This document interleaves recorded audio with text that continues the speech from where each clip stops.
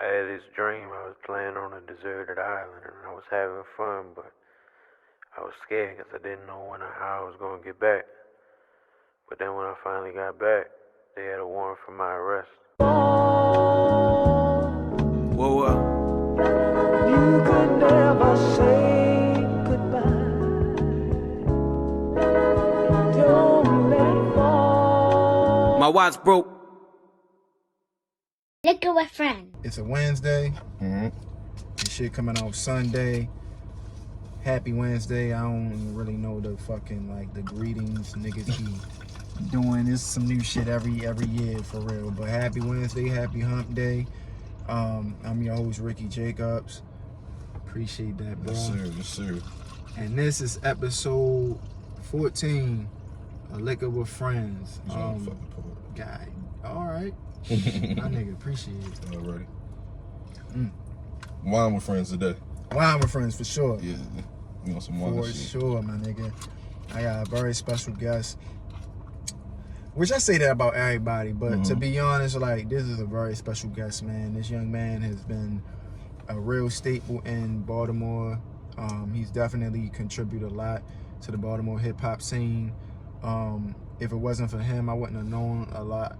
I mean, about like a lot of these artists, you know, especially like with the card search. A lot of artists that were on card search was pretty much an extension of the platforms that he built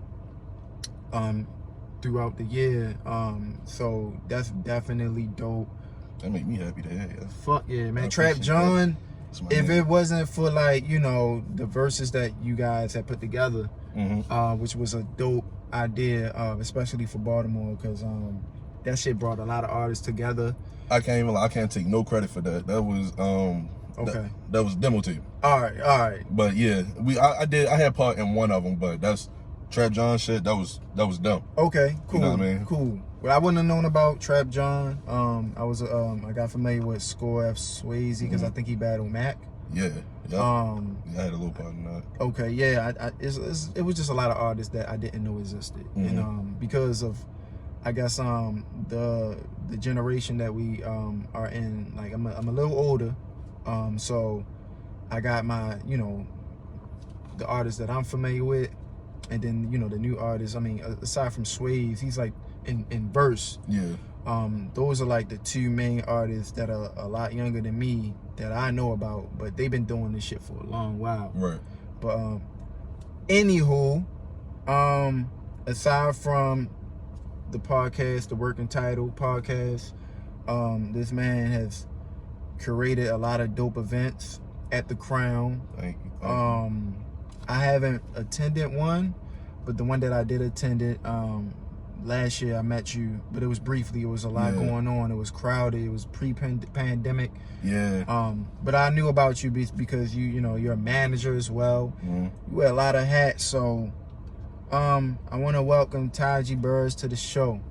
You know what I'm saying? I pronounced your last name. Yeah, you did. All right, cool. You know it before me, so you come on, yeah. I just want to make sure like I'm on point for real. I appreciate you, brother. So yeah, welcome Taji Burris to the show, man. We actually chopped it up before, but niggas was way too fucked up the last time we chopped it up. I was fucked up. Yeah, bro, like, man, we did it. We interviewed you, and then you interviewed us. Yeah, and by the time we got to your interview, I was done, yo. Yeah, we was all fucked up. Yo. Hey, look, I ain't too proud to admit when the liquor won. Yeah. So that was one of those fights that the liquor won for real. You know what I'm saying? It don't happen too often, but I ain't eat. But it's all good. You know what I'm saying? We here now, bro. What's good with you, man? Ain't shit, man. I'm here. I'm happy to be here. I appreciate you putting me on your platform. You feel me? Thank you, bro. I'm just ready to talk. You feel me? I'm for sure. To talk. You know what I mean? All right. Well, shit, man. I feel like it's so much to talk about because when I think of like what you've been doing in your career, and again, like you're fairly, as far as being out in the public, you're fairly new to the scene, but definitely in that short period of time, like you really done a lot for our culture. You know what I'm saying? And especially the young generation of artists that's been coming up in Baltimore. Right. So I really want to like go all the way back. You know, we on that cliche shit. We gotta start from the beginning. Okay. But that's important because that's how you got to the point where you're at now. What made you start taking this creative like career to the point where this is just what you want to do? Like, we all fuck with music. Like, yeah. You know what I'm saying? Ain't no nigga alive that just don't fuck with music. Yeah, you know real shit. Especially and if he rap. say he do, he a liar. Yeah, for sure. You know what I'm saying? Like, this is our culture for real. So where did it start? Who inspired you to say, you know what, I want to start a podcast, I want to be a manager, I want to curate events, I just want to do this shit, man, like, for real. If you want, like, how deep we trying to get? Cause like, man, deep, man. I got time. All right, bet. So, you know, like, my pops, you know, Asia's my big sister. So my pops is from New York. Everything, you know, he brought down to me and my sister and my little brother is like New York style. You feel me? From the way he talked, the music he listened to, the way he dressed. Like, he's still the nigga who wearing sweatsuits that matches, like, both the pants and the shirts like, still match. Yeah, you know what I mean? Like, that's him.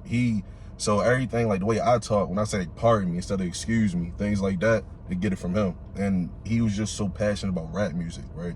We used to ride around his Benz. He had a burgundy big body Benz back in the Jeep, bumping Blueprint. 2001, 9/11 is when it dropped. 2001. I forget what grade I was in elementary school. And that was like the first album I memorized every single lyric to, cause he would bump the volume so loud. I had my headphones in playing Game Boy, but I still hear it like word for word. You feel me? So that's how, like, I really fell in love with music. And then we gonna fast forward 2014. I was fucked up, like depression and like suicidal thoughts. You feel me? And my Asia, you know the type of person she is. All right, my little brother going through this. Let me find a way to help him. I'm starting my own website to talk about music. Come right for it. I don't know about that. You know what I mean? I'm very passionate. I love talking about it, but I did community college for a year. I dropped out. I didn't like writing. Okay. But what I didn't know was I do like writing, but it has to be something I'm passionate about. Right. So I started writing for her. And I was like, damn, like, she was like, you naturally talented at this. Like, she edited my first article, and it was like, she only edited like a couple things. Like, she was like, that's kind of wild how I didn't have to edit that much. So we did that, and I just kept writing. Like, my big sister really, like, saved my life for real. Like, I just kept writing because of music and her. And then came along, you know, other outlets. And I wrote for them. 2017 came. And I got tired of writing. Like, I was like, hey, I want niggas, like, I'm getting lazy, but like, I want niggas to hear me. I want to talk how I can talk. For sure. And my nigga Ev, who's on Working Title with me, he been in my ear. Yo, let's start a podcast. Nah, niggas ain't fucking with podcasts. It's only, we leave at the Tax Tone and Drink Champs for now. At like, that time, for sure, right? They was the only two podcasts I listened to at the moment. Okay. We gonna leave it for them. And then I get a new crib, and it was a 2-bedroom joint. I wasn't using the second bedroom. What can I do with that? Fuck it, let's start a podcast. And I hit up all my dudes, you know, who I felt could fit what I'm trying to bring. Okay. And that's how we started Working Title. We started in a 2-bedroom apartment. Yeah. Out South Baltimore, like out like Lansdowne for real, like Hellthorpe area. Oh man, it was, and they all live so far from me at the moment, so I know they hated coming to the crib. Yeah. I know, they would have to drive like 30-45 minutes just to come check on me. You feel me? Yeah. So every Sunday they driving 30-45 minutes. We just record.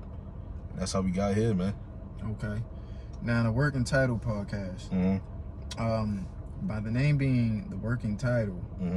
That means you're working on the title. You haven't figured out what you really want to call it, but it's been the working title for. So we started, like, we was trying to find names for like, I want to say like a week for real. Like we made the group message and all that. I guess like by like the 3rd or 4th day, I just put the working title in there because we was trying to figure out. No, I just put working title in there because we were still trying to figure out what the title was. And then Ev was like, that's it. I'm like, that's what? He's no, that's it. That's the title. And I'm like, all right, that's cool because it's unique. It's you see, it's everything organic. We still didn't have an official title, so we went with an unofficial title, made it our official title. You feel me?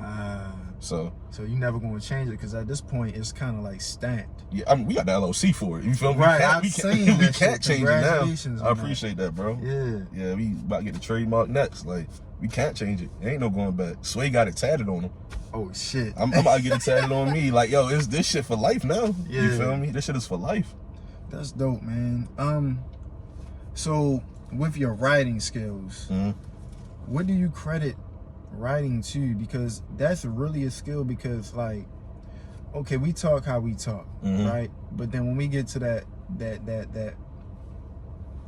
space of writing, we really gotta kind of separate our personal vernacular. Yep. And kind of like dive in more into like the professionalism, like format. You know what I mean? So who do you credit the writing to, or that's something that you naturally just already had in you? So my whole mother's side of my family, they deal with school. My mom's a school teacher. My grandmother's a former principal. My grandfather's a teacher. You know what I mean? And then my uncle, I have two uncles. One of my uncles is like a great journalist already. He was writing for Baltimore and all that, Baltimore Sun and all that. Shit. So like they was on my ass. Like that's why I hated being on my mother's side of the family, because like at what you doing? Yeah, you feel me? Like, I work at FedEx. I was serving at Olive Garden, PF Chains. Like I was embarrassed. Yeah. Oh wow. Yeah, I was embarrassed. So I was, telling them that, what's your plan? You gotta go back to college. You gotta do this, that, and the third. They was on my ass about that shit. I got my first C in middle school. My mom whipped my ass. Bro, like for a C? For a C. Cause she don't like she a school teacher, all A's and B's. That's it. You feel me? She whipped the shit out of me.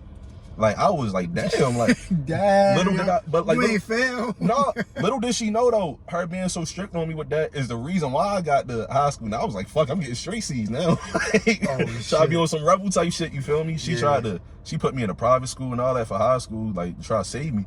But yeah, they was always on my ass about that shit, and like the way they carry their conversations and whatnot, I pick up on it. And even if I didn't know the direct meaning of a word when I'm writing it, I can remember, oh, my mom said this, my grandmother said this, let me put it in here because it sounds right. And little did I know, I can go Google it later. Oh, that shit, that perfectly fits the bill. You know what I mean? So I credit it to them. And then reading my big sister's work. So reading Asia's work is like, yeah, you that nigga.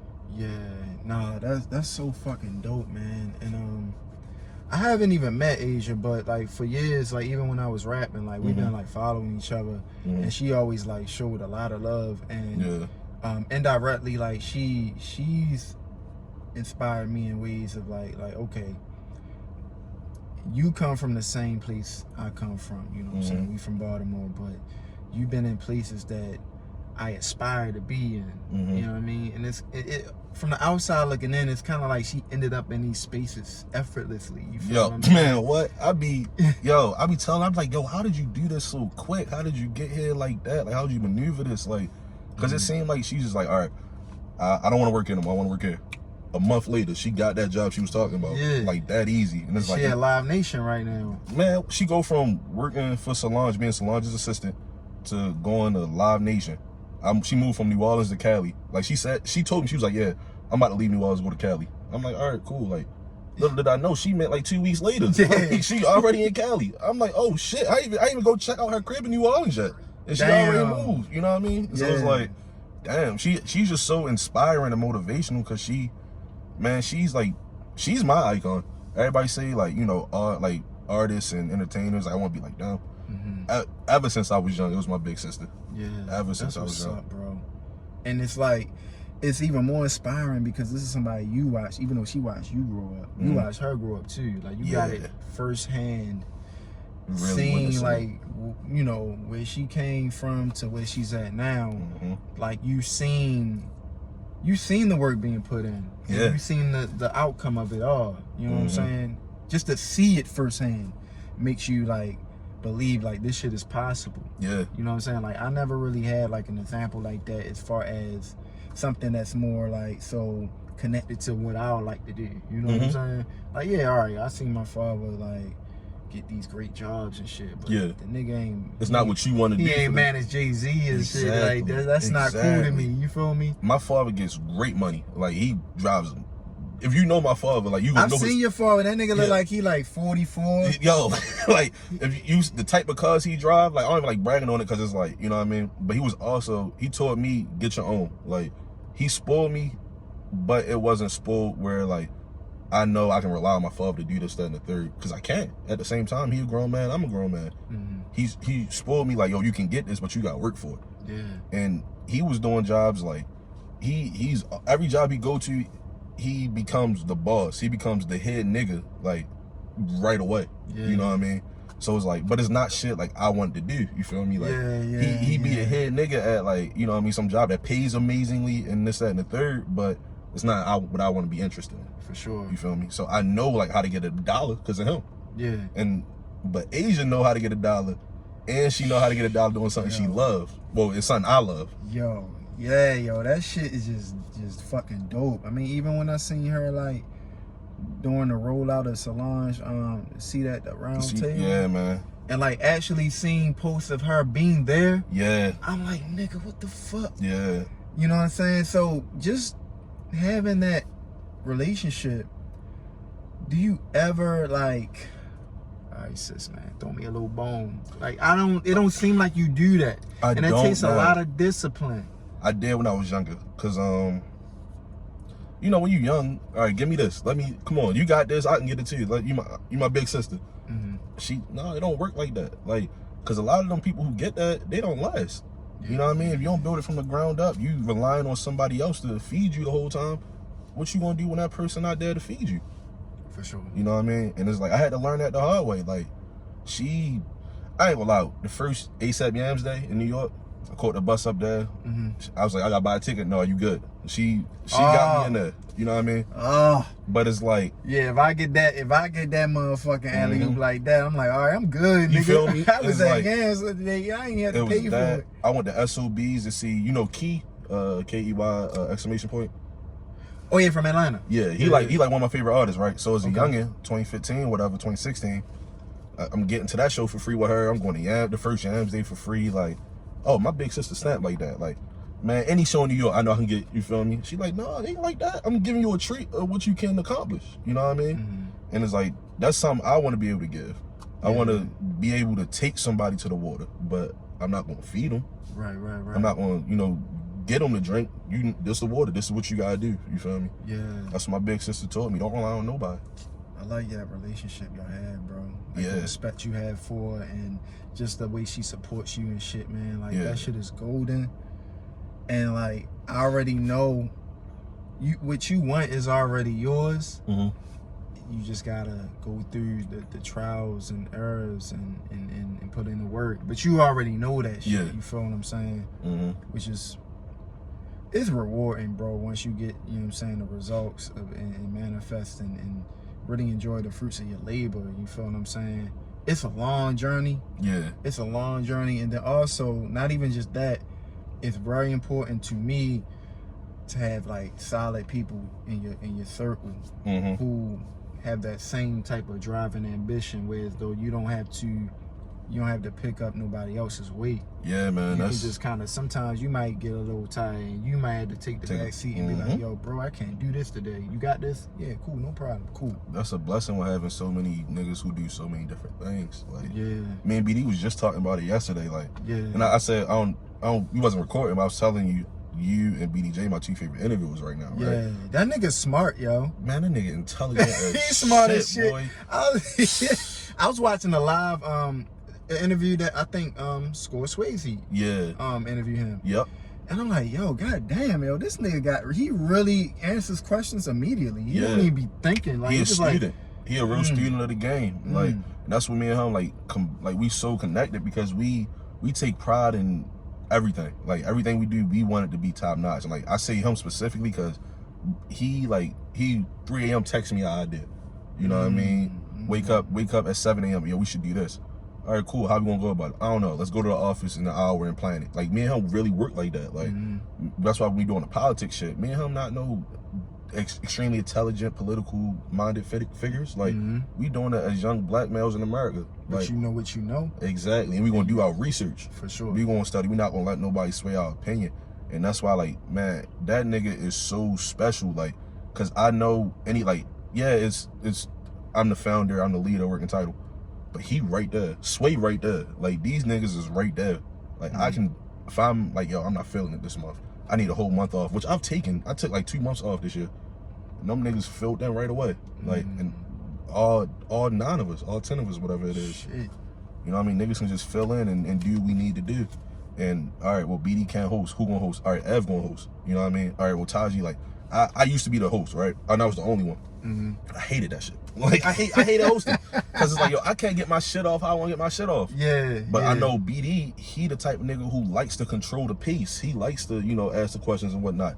So, BD, you gonna host. I'm gonna be the shooter now. You know what I mean? So, I'll be the right-hand man. BD gonna host it. Then we got Ev to start doing it. Then we got Twan to step up. And Twan being like what I was is the shooter. Like, now Twan the new shooter.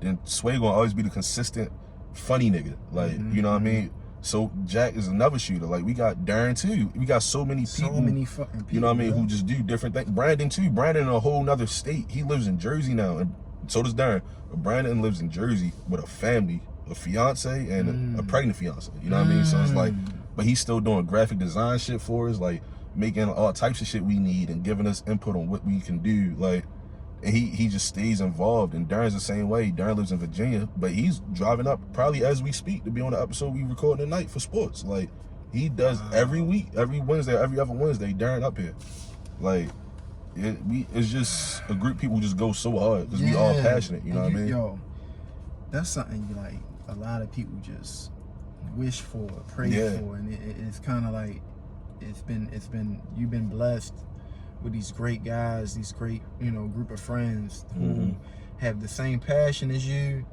who have the same drive, the same intentions. You know what I mean? Like, you can't ask for more. You know what I'm saying? And honestly, like, yo, I forgot who I was talking to, but I think I was referenced the working title conglomerate, and I'm like, yo, I wish I had friends that did what the fuck I did. Right.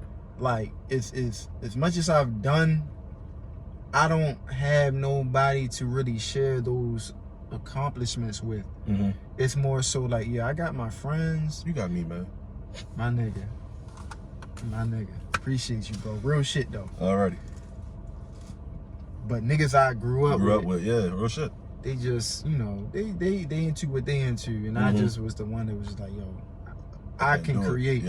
I can create anything, man. I can do something with this tree over there. You feel me? That's just what my mindset was on. And then everybody was like, all right, yo, let me know when to come out. I'm like, all right, damn. That's how, I ain't got no partners in this shit. It's just me, my nigga. Like, but I never really, I'd be wanting to be a part of a family, like a creative family. But unfortunately, I just, you know, the path that my peers kind of chose, it just didn't align with what I had, you know, going on, or what I wanted to do. But it's all good. Shit, bro, like, and even just that, what's so dope about the Working Title podcast is that it's not strictly about music. Like, just that's like what you mentioned, like, you got a whole different, you got a bunch of different umbrellas. You got the sports department where Jack Jack hosted now. Like, I forgot to mention that. We got like 3 hosts now. Like, but his write-ups is just so like, yo, this nigga know his shit. He know his shit, and he Working Title all the way. He's like, all right, we gonna bring, yo, whatever whatever accomplishments we bring, whatever W's we got, it's all coming back to the Working Title, man. We are one industry. Nobody is better than the next man. It's all equal value, because at the end of the day, like, y'all understand what the mission is. You know what I'm saying? It's just bringing back to the culture. Sports is a part of our culture. Aside from that baseball bullshit, yes, we run back. I do not watch baseball. Yo, who the sidebar, like, who the fuck be like, yo, I gotta hurry up and get home at 6. The Orioles playing. I'm not watching no fucking. If they win, I love it, but who the fuck is really sitting down and watching a baseball game on television? Now, I will say, going to them live is a different experience, because, like, we ain't necessarily, you know, just watching the game. You drinking, you with your peoples, right? This nigga ain't about to. You already know, like, if it ain't the nigga the nigga we had, the only nice nigga we had in a while, he was an all-star. Kyle Ripken? That's all I know. Not Kyle Ripken. We had this black nigga. I think he was Dominican. Yeah, okay. I ain't gonna be the nigga who give you the name. That's not me. Forgot, yo. Me. But I know who you talking about. Yeah, that's the nigga we had got from this other team, or he might have been a free agent. He came. He was balling for us for a little while. We went to the playoffs not too long ago when we had him. But I'm just like, all right, that's dope. But I'm not watching that shit on TV. But going to a baseball game is like kind of synonymous with going to like the strip club. No, fact. Like, that's a great comparison. Yeah, it's like an experience. Like, yeah, I'm not really watching who at bat. You know what I'm saying? We drink like, oh shit, who just? Damn. All right, I'm gonna watch this one, see what he do. See what he do next. Yeah. We just after that, we just conversing and shit. It's just an experience. The hot dogs is good. You feel me? We drinking the Budweiser, Miller Lite, whatever the fuck. You know, pick your poison. But that's it. But football, even though it kind of started off as like dominantly white men, you know what I'm saying, that wasn't really the most athletic and shit. They was, you know what I'm saying, they could never play in this fucking league right now. You feel me? Now the nicest niggas all black. Every sport, yo. Yeah. What's even a baseball player named Mookie? That nigga black, right? I think he black. Like, he the nicest nigga in the league, apparently. If he Dominican, he black. Yeah, you feel me? Like, yeah. I'm sure. I think it's gonna be a hockey player. Apparently, he gonna be nice shit. Oh, it was the nigga. He was in the Final Cup. He had actually he got the front cover of NHL like 2017 or 18. One of them. He was a black nigga. Yeah. See, like, yo, black people taking. Well, I want to say the sidebar real quick if I get into my black people shit. Yo, we don't just have Jack because he a white boy who knows sports. Jack knows like his shit, like music. Like, you talk to Jack about music, you'll be amazed at how much he knows about rap. Like, he will talk you down about Get Rich or Die Trying. Like, me and him was bumping Tato, like GMG the team, like, yeah, like, yo, man, YGG Tay one of his favorite rappers. Like, yeah, like, Jack really know his shit. Like, I don't want nobody ever thinking like Jack just there to talk sports because he a white boy. Man, be kind to Jack, be gentle. You feel me? Like I say about my other white boys, man. Fact. I got my picks, man. We got to some scraps over Jack. Like, yeah. Oh, for real? Man. Oh, no, people like to try Jack because he white or whatever, but they don't know, like, nah, Jack really that too. Like, yo, Jack a problem. Jack really a problem. Man, don't fuck with Jack, man. Please don't, for your sake.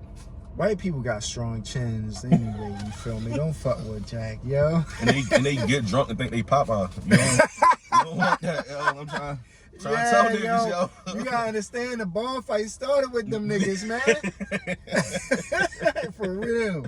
Yo, oh, God. Please don't try Jack, yo. You gonna be fighting Popeye, yo. Shit, yo. And he got the grill like Paul Wall, Yeah, he baby. do got the fronts, what too. You know about me. All black Nike Techs. You don't, Jack a scary sight. Black Air Forces. No, he don't wear black Air Forces. He wear the black Air Maxes. But the Nike Tech sweatsuit. Yeah, it is black. All black Nikes for you. Because my thing is, nigga, you spend like $140, $160 on some black tennis that you could have spent the same $160 on a doper colorway. Yeah. But you chose to get some all black shit with the same design. But there's no colors.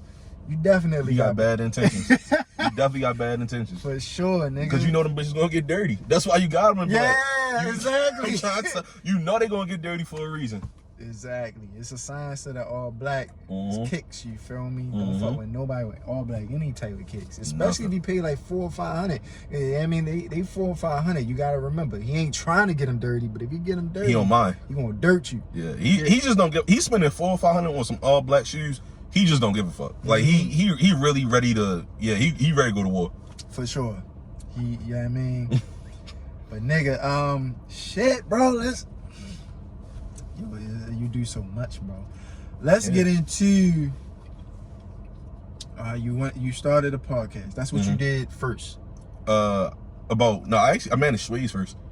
Wow. Okay. Yeah. So let's talk about that relationship you had with Sway's, how it started, what made you feel like, all right, if I'm going to manage a nigga, I'm gonna manage him, because you could have managed any artist. Yeah. And but you managed Sway's, and that's my little bro. Man, like I met this nigga. I want to say when I was rapping, I met Sway's. He probably was like 17. How old is he now? Like 25? Nah, I'm 26, so he older than me. Oh shit. Yeah, he like 27. 27 now? Yeah, I think he about to turn 28. Damn. Yeah. I known this nigga for a long time. Yeah. And when I first you know, even when I was rapping, like I never, even with like how I manage my platform now, like it's not about clout. It's about are you dope? Yo, and I respect, you just tweeted that too. I respect you for that, 100%. That's something I made a mistake on early with the podcast. Like, you my mans, or you got a little clout, so I'm gonna put you on. That shit don't ever work out if it's not genuine. Yeah, you know what I mean? I commend you for that. That's some real nigga shit. Thank you, bro. Because I look at it like this, man. Like, I gotta believe in something that is good. If it's good, it ain't gonna do nothing but get greater.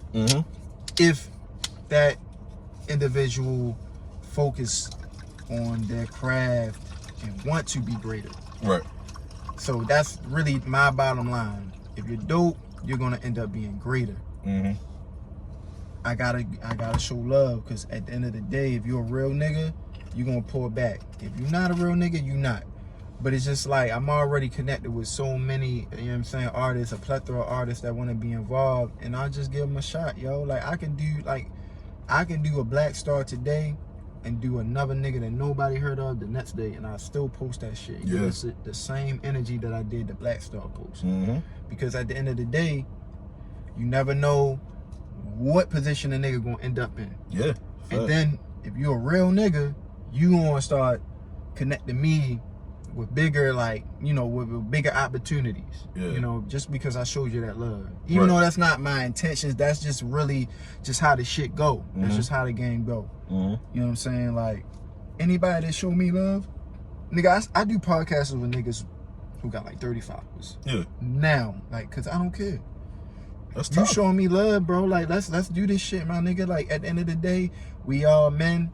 Outside of our craft, outside of our following, buzz, that shit don't mean nothing. We still a human. We still a grown man. We still people.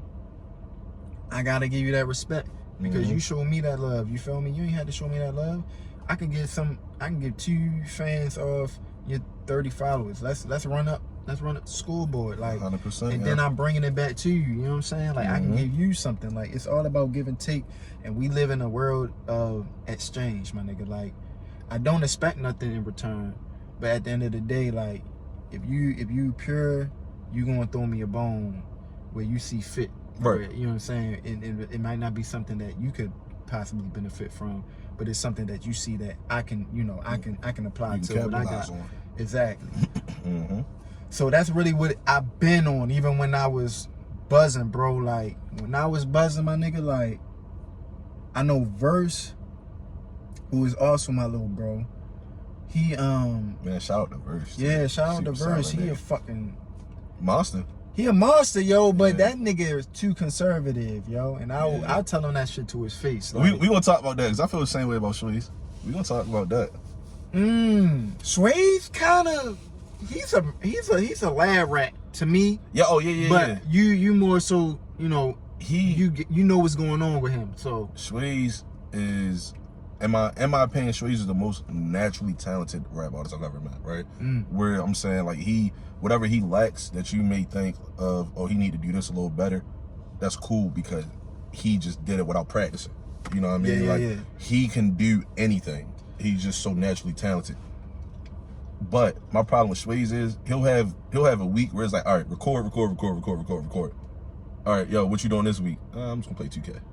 Like, nigga, if you don't get your ass, like, bro, oh my God, like, nigga, you just knocked out enough tracks for a whole fucking project, like 2 whole fucking projects last week. Go knock out a 3rd project this week. Don't let up. And I'm not saying, you know, like, I'm not saying take breaks. Don't take breaks, but like, I think Swayze knows how naturally talented he is, right? It's not skill. Well, he's skillful as shit. But he's naturally talented, so he takes advantage of that. I was just, my fault, I ain't even cut you up, bro. I was just talking about Swayze to one of the artists. I didn't mention him, but I was telling one of the artists, like, yo, his brain is so, like, this nigga can write a song, record it, he already remembers that shit. Yeah, it's crazy. And he smokes weed. So the fact like he can like contain all these songs and remember them without rehearsing them is crazy. Fucking wild, yo. I be having to like, all right, it be a song I love, but I still gotta listen to that shit over and over again. This nigga, one take, and he got it. And he remember everything. He's definitely one take shorty. Yeah. He sometimes like I make him do the verse over if I feel like he didn't perform it. Yeah. Like the way he couldn't. He can, yeah. But he'll one take and that that's shit. Another thing, his energy, like, cause he's so naturally talented. Yeah. He like, all right, well I can coast while I'm rapping it. I be talking like, yo, you better get your ass up. Fuck sitting in that chair while you record. Stand up.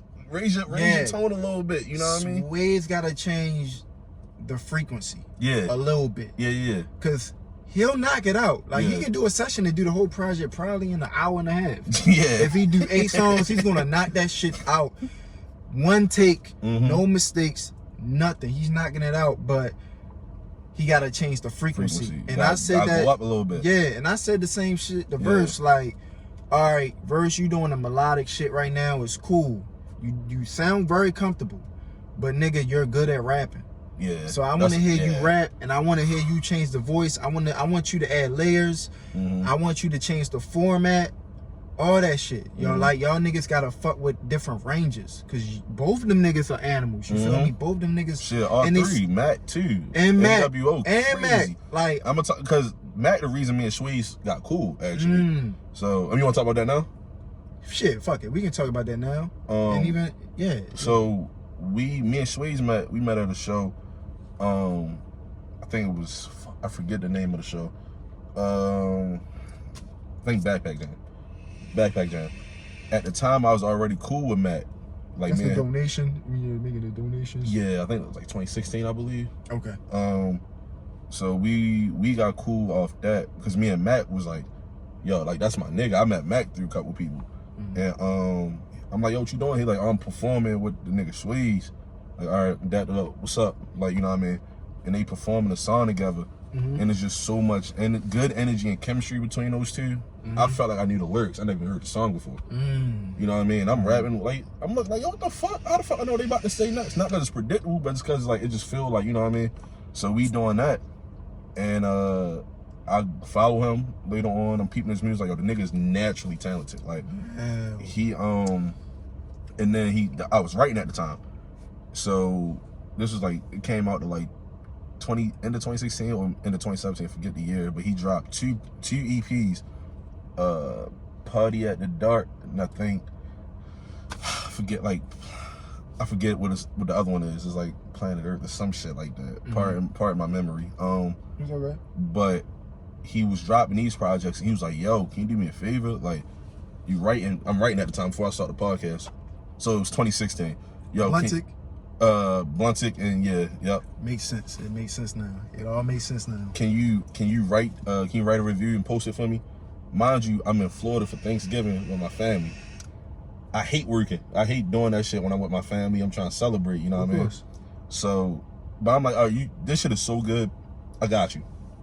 So the football game on, my pops trying to drink with me, like my whole family like trying like celebrate. And I'm like, yo, chill out for a second. Give me 30 minutes. Give me 45 minutes. I'm gonna finish this up. But this nigga had me working on Thanksgiving Day, actually, writing and shit like that. But it's like, I really didn't mind it because it was so good. And we was just, ever since then, we built a genuine friendship first. Like, our friendship was just like, yo, I talk to you. What you doing for music? Like, this, that, and the third. Yo, I'm looking for a manager. Mind you, I don't know shit about management.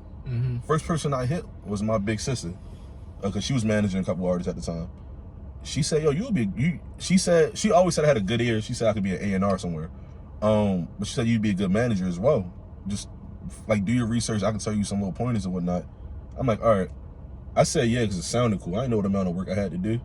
Like, yo, you got to get this nigga booked on shows. You got to remind us. And plus, this nigga, yo, he's such a laid-back ass nigga. Like, he be forgetting his own schedule, so I got to remind him of his schedule and shit. So it's like, but it got genuine. And it was a time where I was going through my shit with depression again and whatnot, right? So I was laid off. Like, I wasn't really talking to him like that. I wasn't helping him.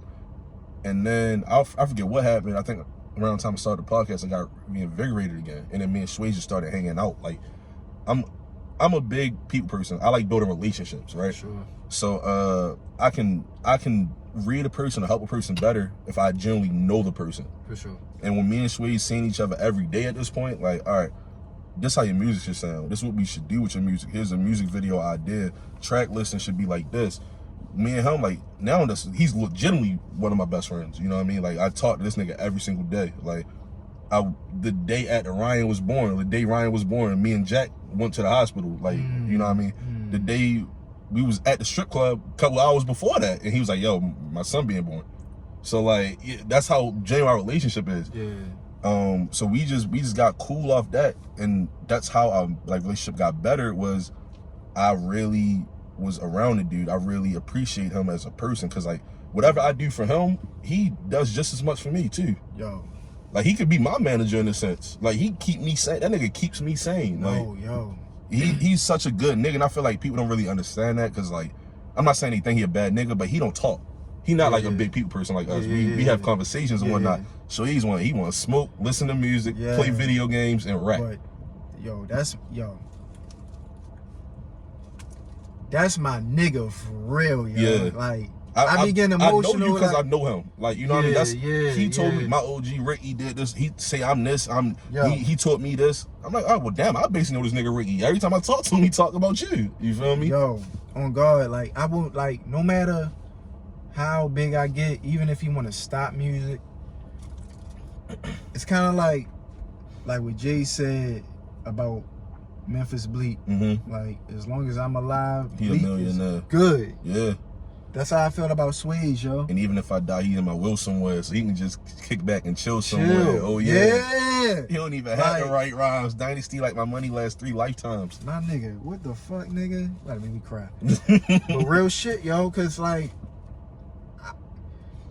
when I like was really fucking like popping with this rap shit, Swayze did a lot for me behind the scenes on some shit that I probably wouldn't even have got to the point, you know what I'm saying? Like, he was a key player, my nigga. Right. Like, this nigga was like Derek Fisher.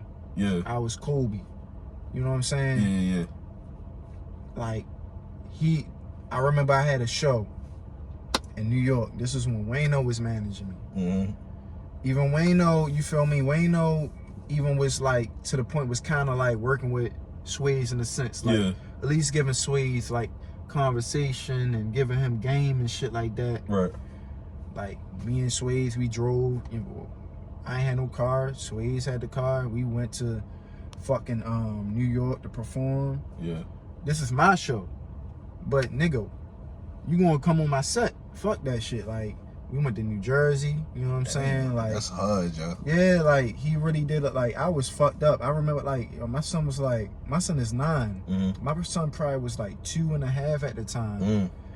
And like, and your son got a working title sticker on his phone case. Yeah, that's my nigga. Yeah, that's my nigga. He wanted that, yo. Like, I didn't put that shit on there. I remember you told me. I brought a sticker, you know what I'm saying? He was like, what's this? I was like, oh, I got that during the interview. He's like, can I have it? I said, yeah. He put that shit on his phone. I seen that picture. That shit warmed my. I sent it to the group message, yo. I'm like, damn, this shit hard, yo. Yeah, bro. Like, and even him, like, he's really like involved and tapped in and knowing what like I got going on. He probably don't know to the capacity of what's going on, but he know what the fuck I got going on. And like, Swayze know my son since he was like 2 years old. My son is 9. You feel what I'm saying? So, nigga, this is when Swayze was working at McDonald's. I be like, bro, nigga, we hungry, bro. We ain't got no food. This nigga Swayze will come through the crib, you know what I'm saying? When he get off, bring some fucking food, you feel me? Like, Swayze fed me, you feel me? And my son. Yeah, that's like, you know what I'm saying? Like, yo. You know what I mean? Like, that's just him, yo. Like, and I had him, like, you know what I'm saying? I EP'd one of his projects. I did the cover art to that shit. Promoted that shit. And mind you, like, I knew Verse before I knew Swayze. But my thing was, it's like, all right, Verse is good. Verse, like, he's pretty much his own manager. He's really self-sufficient. Yeah. So by me knowing that Verse and Swayze was close, and I just saw so much in Swayze, like, as an artist, like, he really cares about getting better. Yeah. You know what I'm saying? That's what I admire about him. Like, he definitely takes criticism. He never fucking ever been combative. Yeah, he's very open-minded. He's very severely open-minded. Like, I ain't even saying, like, he should change that. Yeah. But it's kind of crazy how open-minded he is. Yeah, because he's good. Because a lot of artists have that ego. I know what I'm doing. Like, yeah, like, he's like, nah, all right, I can be like, yo, change that. Yeah. All right. Nigga, I had a project called Remember the Smile. This is when Wayno was managing me, my nigga. That shit was on everything. That shit was on Double SL. That shit was on the Source. That was. You was talking about this. I remember this. Yeah. That shit was on Complex Mag. That shit was on every blog you can imagine, my nigga, except for Rap Radar. But I'm like, and I got a Smoke Dizza feature. Yeah, yep, I remember this. Yeah. I had the nigga Doug, who was signed to Game for a little while. Iman Europe, who at that time didn't have like no, Wayno was managing Iman Europe, but Iman got a connection with the Selection conglomerate. Got you. So she was already plugged in with Selection. Right. So at that time too, so I had Iman Europe, Dub, Game, Smoke Dizza, Wiz Khalifa, Swayze Collins. Yeah. You know what I'm saying? And I had like that's one big company right there. Big company, but I'm like, yo, fuck that, yo. Like, I'm gonna have you on this project, my nigga. Kill this fucking feature. And he gave me a verse. It was a dope verse, but I was like, my nigga, you can do better. He was just like, all right. Say less, I got you. Yeah, he came, brought another verse. He wrote another verse. Boom, did that shit. And that shit was so dope. To the point where I was searching, you know, niggas used to search themselves and shit. And niggas, I seen niggas was like, yo, Swayze Collins killed that verse. Like, they ain't even really say shit about my verse. I was like, all right, that's the point. That's why you a good nigga. You feel me? That's why you an OG, because you don't mind not getting the credit as long as somebody else get it. Nah, bro. And that's something I had to battle with. I just tweeted about this shit actually. Like, I used to be like real insecure. You feel me? So like, I craved credit. I craved acknowledgement. You feel me? I needed somebody to reassure me all the time, like, you that nigga. But once you get over them insecurities, it's like, nah, the real niggas don't need that. Nah. They gonna put their peoples on them. Peoples gonna eat, but them peoples gonna make sure they shout you out. Them peoples gonna acknowledge you. You know what I mean? So it came because it's like I've had, before I even met Swayze, I've already had my share of acknowledgement. And recognition, to the point where it's like, yo, if he kill me, nigga, that's what I want. Right. Because at the end of the day, I look at it like this. He can kill me on one song. Anybody can kill me on one song. But you ain't really put in a lot of body of work that I put in. So if we want to do that, we can compare that. Bodies of work. Yeah, for sure. Look at my friend. You can't, sometimes, like, God just put people in your life that, like, it's just by design. Like, it's written, like, for these people to be in your life, for real, and vice versa. For better or worse too, not just for good things, but they teach you lessons if you don't keep them in your life. You know what I mean? Like, for sure, man. That's for relationships, friendships, all that shit. So yeah, my nigga, that's just really is with as far as my bro, like, Swayze and Verse, and even Mac, you feel me? Cause Mac a good nigga too, man. So look, Mac is like, to this day, like, I talk to him every day, just like I talk to Swayze, right? He's like one of my closest friends. Yo, you good? How's your mental? Like, you know what I mean? Family good? This, like that. I talk to that nigga every day about shit like that. That nigga, he is probably the sharpest. He's very smart. Extremely smart, and you can tell by the lyrics. I think he has the best pen in Baltimore, in my opinion. I think Mac has the best pen in Baltimore. I think, he's just so, he's like, I'm trying to think how I compare him. He's like Pimp C mixed with like Ghostface. Okay. You know what I mean? Like, the charisma that Ghostface carries, but to the pimping, smooth type nigga that Pimp C is. Like, that's what I get from him. And like, he's just so good at it. Like, Mac is really that. Like, he's really that. And then, don't get it twisted, like, I built genuine like friendships, relationships with all these artists in Baltimore.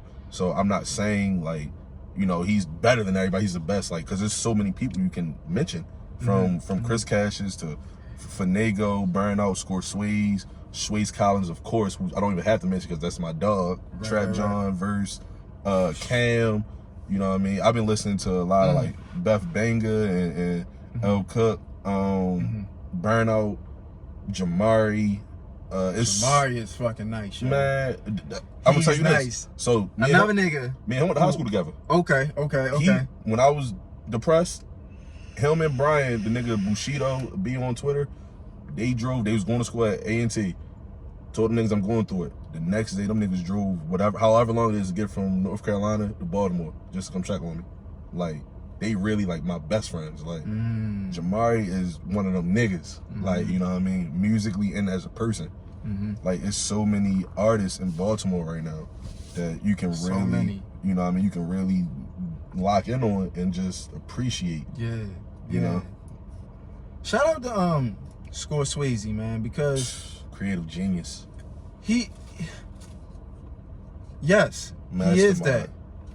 But I feel like, and we was chopping it up when I linked up with him, I'm like, bro, for you to want to do the music shit and the media shit at the same time, and you still a young nigga, that takes a lot, nigga. Like, I would never be on that bullshit. Like, right. You gonna respect me as an artist. I ain't got time. Like, if the artist shit don't work, because that's kind of like what happened. Like, I just took a pause and I was like, I don't want to do this no more. And then I was like, all right, I can do this too. The fact that you doing both, it speaks volumes. You know what I mean? And good at both. And he's good at both. Oh, nigga, I was like. He interviewed me asking questions. I'm like, what the fuck? How the fuck you know to ask this question? I be joking with this nigga like, hold up though, yo. I was like, yo, your voice, yo. Yeah. Like, your voice, like, he's like, well, yeah, it kind of works because, you know, I have this white brain. He'll joke about that shit. I was like, hey, look, nigga, you good at what you do, you feel me? Like, Score got the white person, like, body language. Like, he got the joint, like, you know, when a white person about to call the cops on you. Right. That's how Score talk to you. Like, all right, buddy. Damn. My father will have your ass. And my dad's a fucking lawyer. Real shit, yo. But totally, bro. Yo. Yeah, that's cool. That shit be funny, yo. Like, that shit be funny, my nigga. Like, but I really love this whole wave of new artists, bro. Like, their personality show. And shout out to Haz and Ish too. I didn't mention them. Who? Haz and Ish. Two of them. I gotta get with Haz. Yeah, you gotta get with Haz. Cause I promised him. We were supposed to link up, but what happened? My mic had broke. Okay. And then Ish, nigga, like, oh my god. So yo, I'm so glad you had that nigga on the conversation. Oh, I had to, yo. When you put him on me, yo. I'm like, nigga. Cause I say this to niggas like, yo, with the right, like, he might be one move away or one connection away.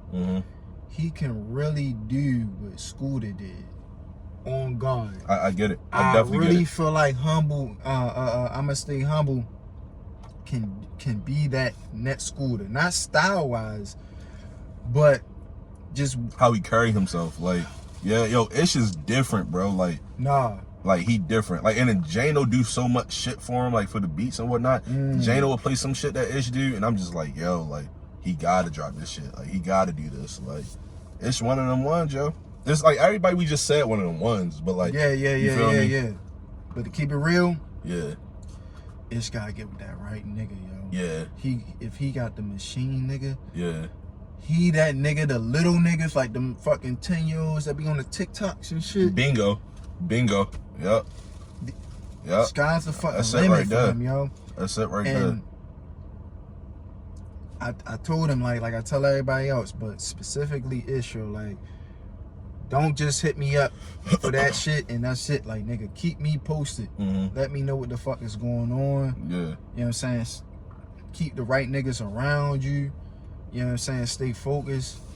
Because, like, after this nigga Ish, yo, a plethora of these hood niggas hit me like, yo, I'm trying to get up. I'm trying to get on. Yeah. I seen what Ish did. Let me get next. Yo, yeah, I know it, sure. yo. I know it. Yeah, and I'm like, nah, yo, like, this nigga right here, I feel like, yo, I want to work with him on some other shit. Yeah. You know what I'm saying? Yo, his first performance was at our show this October 19th, 2019. That was his first performance, right?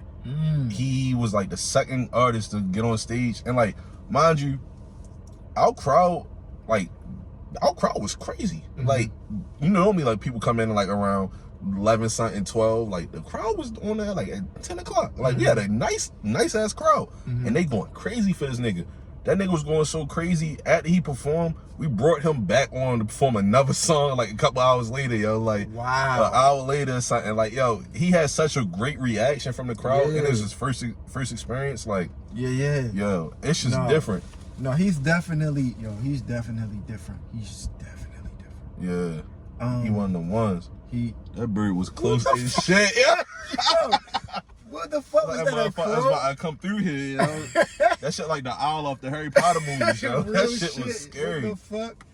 But yo, nah, yo, I'ma holler at him, yo. But I feel like that's something we both gotta kind of collab on. You feel me? I don't know, like he's different. I definitely you know, I don't know what his situation is like. I just want him to stay focused, keep the right niggas around him. That's a fact. And keep working, yo. Cause that shit, though, I was so fucking happy he sent me that shit, yo. He did the right song for concerts. I'm like, yo, this one right here. Yeah, and that's an art. I don't think people realize, like, yo, for concerts, you gotta have the song that people want to see you perform while you in a car. You gotta pick your banger. Regular, you feel me? It's not just a regular show song. Like, you gotta be in a car, be able to perform that banger. Like, but let me tell you something. Aside from the niggas that I okay, so the people that I'm not really too familiar with, I let them go ahead and pick their songs. Yeah. But the niggas that I know, a lot of times, the reason why this shit's been working is because I pick the songs. A lot of times I pick the songs that I want the artist to perform. That makes sense though. Because it don't make no sense. Yeah, it really doesn't make any sense for me to be like, I mean, of course, if you want to do something different, it's you. This is your art. This is your artistry. You can't tell them, but you want to suggest it. Let me tell you something, bro. You gotta do this song because people are really going to fuck with this song. Because people are really fucking with this shit right now. And you know, by chance, it's like he picked 2 minutes. And I'm like, nigga. He was like, I didn't really know what to pick. I said, nigga, that was it. That was the one you should have picked. You knew what to pick. Yeah, you knew. And I'm saying, you got the other shit. He showed me the video. I'm like, oh my God, nigga, like this shit right here. People gonna fuck with it. I was like, nigga, it was the Henny goat for me, nigga. He was like, you drowned that bitch. You feel me? Like, that's the shit. He one of the few niggas I know who can drink Henny with me. Ooh, nigga. I don't say that about a lot. Like, yo, it's him and my brother Chris Cassius. That's probably like the only time. Oh, really?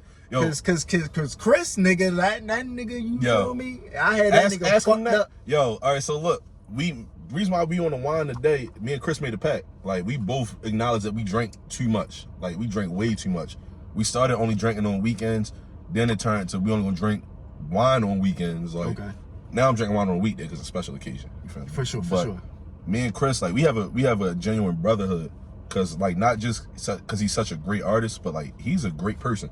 You know what I mean? Like, Chris is so fucking cool, man. Yo, he look like the coolest nigga. You know what I mean? Chris is so cool, yeah. And he cares. You know what I mean? It's building relationships. And you saying, I see why he gets booked for so many shows. He's showing so much love. He's amazing artist. He's a great talent. And he gives a fuck about his craft. He gives a fuck about his craft, and he gives a fuck about the other person. He gonna hit you, yo. How you doing? You know what I mean? He hit me. How you doing? How your arm? Like, my collar fucked up every day. How your collar feeling? You know what I mean? Chris is like that nigga. Like, but me and him, we watch rap battles and drink. That's what we do. We talk about music on the side. You feel me? And him and Ish, they probably like the only two niggas I can think of off the top of my head who can really drink Hennessy with me. Like, that's my shit, bro. All right, we'll link up, bro. Like at the October, because I'm on wine for the whole month. Wine, beer, and sake and champagne. All right, we can pick a day. Sake November. kind of strong though. Yeah, we was at Iron Age me, Swayze, and Swayze at Iron Age last night. Boy, we got fucked up off the side. Oh yeah, Swayze can't. He don't drink like that. Yeah, he admit that though. He a smoker. Mind you, them niggas got me to smoke. That was the first time I smoked since July. Okay. Cause July was my father's birthday. You know what's crazy? The first time I smoked weed, and my nigga, the first time I smoked weed, I was 27 years old. For real? Yes. Damn. It was Swayze, and I took him out. Oh well, he drove, but it was me and my white boys. And I promised my white boy, like, yo, the first person I'm gonna smoke weed with is you. So he got me high, and I was smoking with Swayze and shit. This was actually our Brooklyn show. Mm. And like, nigga, like that was like amazing. And I'm just like, they really making it like niggas getting locked up over this? Right. Like, this is some fucked up shit. Like, this is harmless. Yo, the first time, niggas that's behind the wheel drunk that'll kill you before niggas before you kill, exactly. You know what I'm saying? First time I smoked was high school. I was like a junior. Oh, you started way earlier than me. For real? Oh yeah. I would say more so in your life. Yeah, that makes sense. Yeah. I smoked, but I was drinking too. I was drinking heavy at the time, and I was smoking with some white boys and like two of my black friends. We were smoking, and nigga, I threw up. I was like, yo, am I throwing up because I'm high? Am I throwing up because I'm drunk? And I still don't know to this day why I threw up, yo. You can actually be that fucked up when you're high. Yeah, I know. Because I felt that shit a couple times. I was smoking one time, and because you can indulge a little bit too much in weed. Yeah. It's not gonna have you fucked up as though you're drinking too much. Yeah. But a drinker, I'm gonna let people know right now. As a drinker, weed is still less harmless. For sure. Like alcohol is way more harm than weed, and I drink more than I smoke. Like, I smoke once a year, if not less than that. That's how I am. You feel me? Yeah, that's how I am. And I was getting big high, yo. And I had ordered Uber to drop my son off to his grandmother's house. Okay. I ordered an Uber from White Mars, and we had to go all the way out Randallstown. That bitch was like a 45. Yeah, I know, nigga. Yeah, that was like a 45 fucking dollar Uber ride. I caught it, yo. When I wasn't driving, I caught an Uber out White Marsh for a date. I spent like 400. Yo, this ain't a Twitter topic, but like I spent like 400 on a date without even buying dinner. Like, you feel me? It be like that, yeah. That shit was crazy, yo. Yeah. I caught a fucking Uber out White Marsh for a date, and we watched the movie and like went to like. It was at the movie theater. It was the movie theater. Then it was Chili's, I think, in the same little shopping center or whatever that is. Yeah. Nigga, it's not like we went on a crazy expensive date. I spent like $400 off. Like it was like 150 on Ubers just to get there. Yeah, right. You feel me? Like that shit was nuts. Yeah, and shit on my way to I'm like, what the fuck, yo? I'm like, yo, why do I feel like this? Yeah, holding your stomach and shit. Yeah, like, I know. I've been there. Yeah, I'm like, my son on his fucking phone, like, I'm like, oh, he good. I'm like, why do I feel like this though? I just smoke weed. I didn't think weed can like do this, but if you smoke a lot of weed, you get burnt the fuck out. Yeah. So I'm like, yo, what the fuck? Nigga, whole time, when I say his grandmother, I mean his mother's mom. I stayed in that bitch for like an hour, yo. And it's not even, you feel me? This not my people's. I mean, I'm like, yo, I gotta stay here for a fucking hour to get my fucking self together to go back to White Marsh, yo. I'm like, that's nuts. Yeah, I'm like, no. I've been in them types of, man. I remember one time I hit a gravity bomb. You know what that is? It's like the glass shit.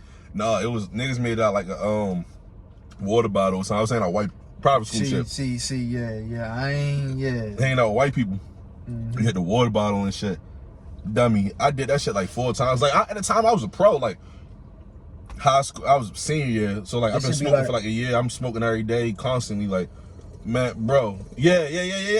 Just like that. Dummy, I hit that shit like 4 or 5 times, and my homeboy. He white, his big brother was like, he's the one who got me to smoke the gravity bomb. He was like, yo, like, you good? You sure? Like, 'cause I don't even do that many. I'm like, oh. Now. Nigga, I threw up all over their bathroom floor in the basement and shit. Like, yo, bro, I passed out. This was like 6 o'clock. I passed out at like 6:30. I woke up at like 2 p.m. the next day. I never hit. I hit a gravity bong probably one time after that. After that, I was like, yo, I'm good off that shit. Like, just give me a blunt or like a bowl or like, you feel me? Or a regular bong. That gravity bong shit, no sir. No, I don't. He said know. no sir. No, niggas offer me that shit. No, kill that shit. No, I don't want no more. You feel me? No more gravity bongs. What Chico say? No more locked doors. Gracias. Like, yeah, I'm good. I'm good. Yeah. My nigga, man. Hey. Sometimes though, bro, like, yo, life, I'm such a fucking radical, but it's so many stipulations and all this bullshit that prevents you to be your true self. And I don't fuck with it because, again, you know, I got a family and shit. A beautiful family too. Thank you, bro. And I just be trying to do right and be honest, be clean, and go to work and show up, and I be wanting to get high, bro. Yeah, like, real shit.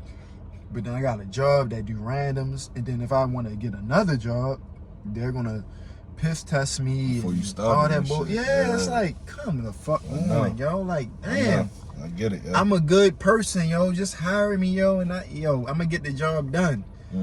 So I'm trying to figure out how to live in that comfortable space where I can just be me. Cause I would smoke weed every fucking day, bro. Yeah, like, real shit. Every fucking day, chill with my niggas, chill with my girl, and just enjoy life, yo. But these motherfuckers be trying to control you. It's like this world is not the world for creatives. Like, at least they don't portray to be as they just don't offer that realm of just like, all right, comfortability and whatnot, bro. Yeah, it's different. It's so you gotta different. do the most right now. You definitely gotta do the most right now. Yeah, it's like I don't want to see my niggas Sways working, yo. That nigga been working like since I met him. He had a job and types of shit like that. Like I want to see my niggas like how we doing. We putting out merch. We putting out projects. Like we got the back. Yo, it's so crazy, my nigga. Like when I was coming up, niggas would not go in your Bandcamp. Yeah, that shit really definitely like emerged to be something different. I'm gonna tell you, I'm gonna be honest, I think the biggest influence for Bandcamp in Baltimore is K. Be More Alien. Yo, he like the biggest influence. Like he's amazing influence in general for everything Baltimore. Yeah. But like for Bandcamp, he got me hip. He like, yo, do this, that, and the third. You get 85% of everything. I'm like, oh shit. Yo, K Sways, don't come play. on, let's put this shit on there. Like, yo, K don't play, bro. Like, he another one of them good niggas too. Yeah, no, you know what I mean? I interviewed him on IG Live. I was in. Come on. Yeah, I'm on nigga. it. I'm on it, yo. I interviewed K. I'm gonna do another one because that shit was for Zadia shit. Like she had a she was hosting a festival. Okay. And I was like, you know what? It came out cool. But you think you could do a little better? I could do a little better. He deserved better quality. You feel me? K, like he that nigga. He a real nigga, man, and he'll tell shit how it is. He don't give a fuck. He ain't compromising. He all the way down, up and down, like, yo, like we gonna do K like Baltimore versus everybody. He like the Andre 3000 of Baltimore, right? He don't rap though. He don't rap, but you know how like niggas be like, yo, Andre is this, Andre is that. He like a mythological feature, like mythological creature. Like you catch K and you talk to him, you like, yo, he is literally the nicest guy ever, but he don't cut cards either. He don't. You know what I mean? He let you know when you on your bullshit. He let you know I'm not digging this. Like we got K for At The Work too, and he did it for a reasonable price. Like he was such a great dude, like easy to work with. Like you know what I mean? But like I've seen him like, yo, I'm not digging this shit. Like not to me, but like the other people, I'm not digging the shit you doing. I can't condone that. I'm not with that. Like he's a real nigga. Like I really fuck with K, yo.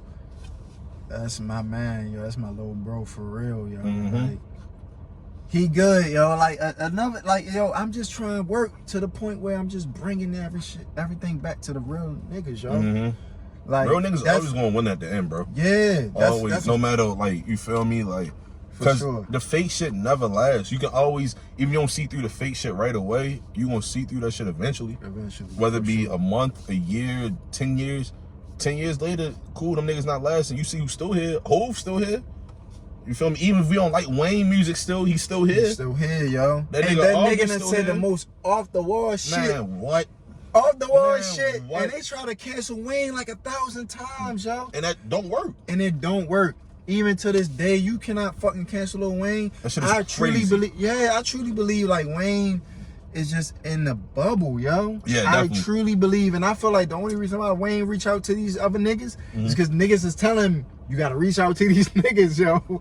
But other than that, Wayne, I severely believe like Wayne don't be knowing about Lil Baby, Lil Yachty, He definitely the baby. Don't. He like actually no, I'm not gonna lie. I think he do, but it appears cooler to say he doesn't.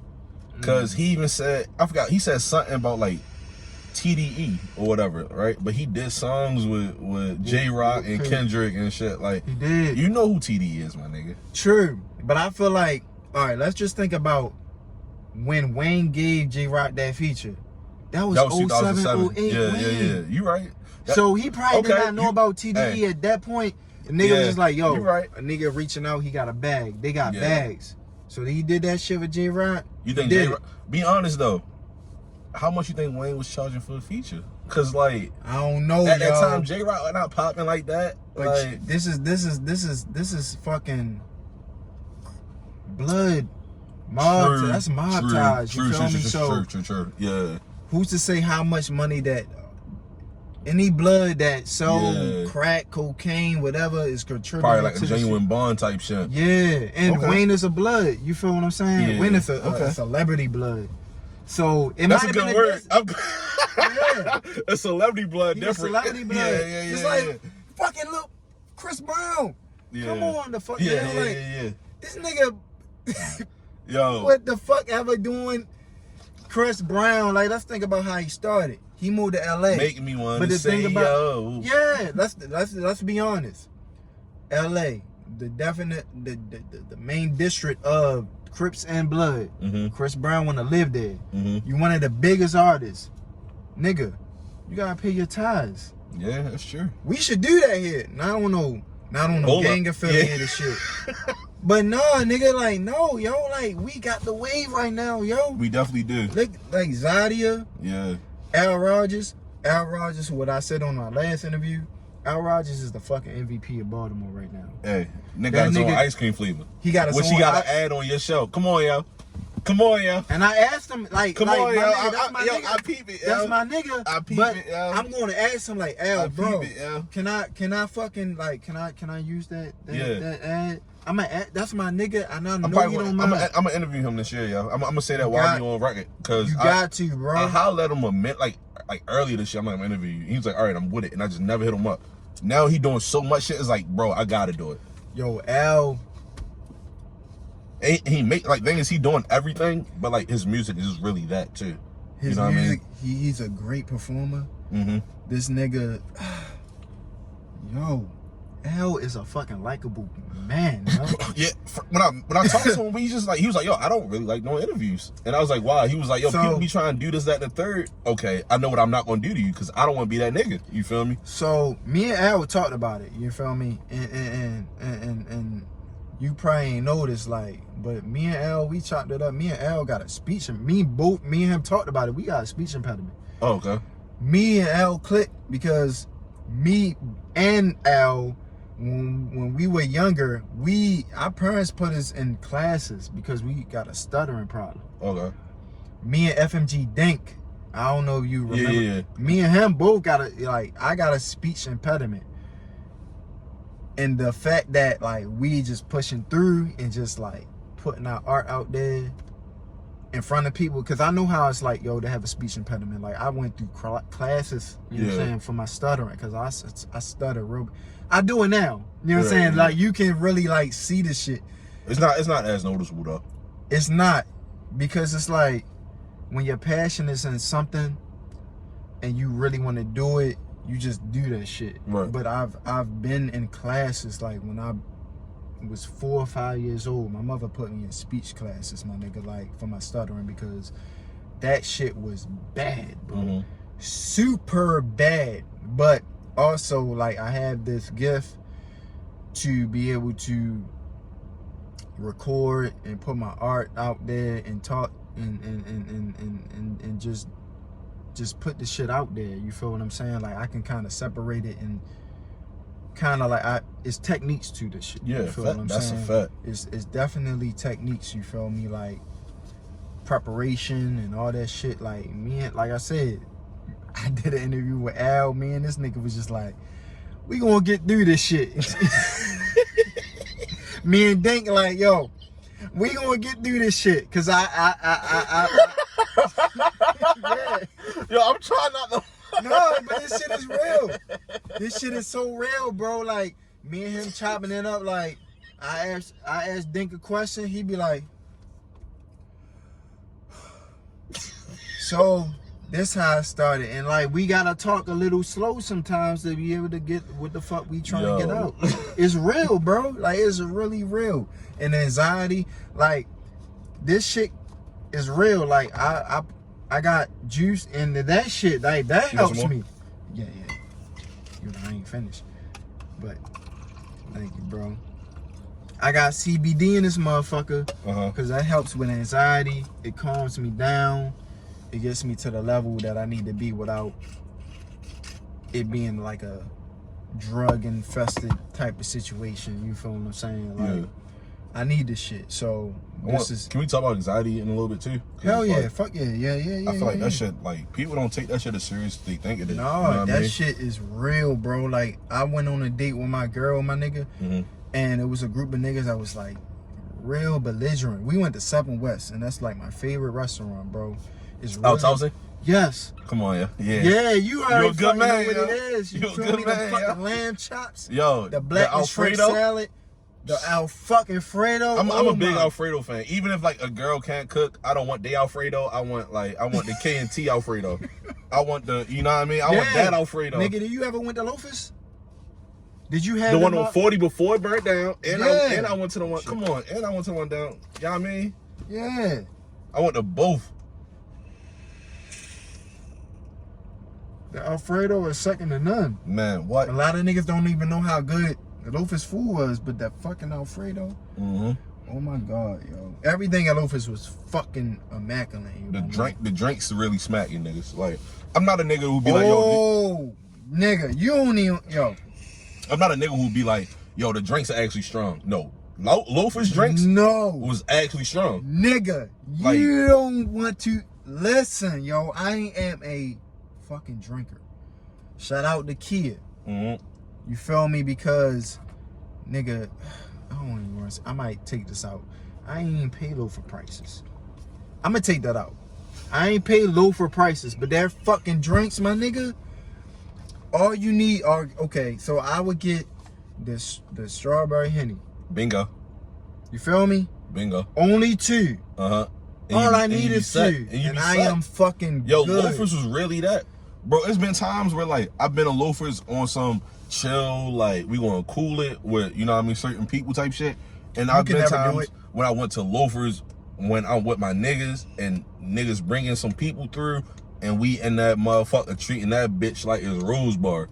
Like, I've been to both times of Loafers, you know what I mean? Like, so when that shit burned down, like, granted, at that time, I ain't been in a minute, but I've been there, so I experienced it. You know what I mean? I know both sides of Loafers. I understand the importance, and it's like, hey yo, niggas gotta experience outside.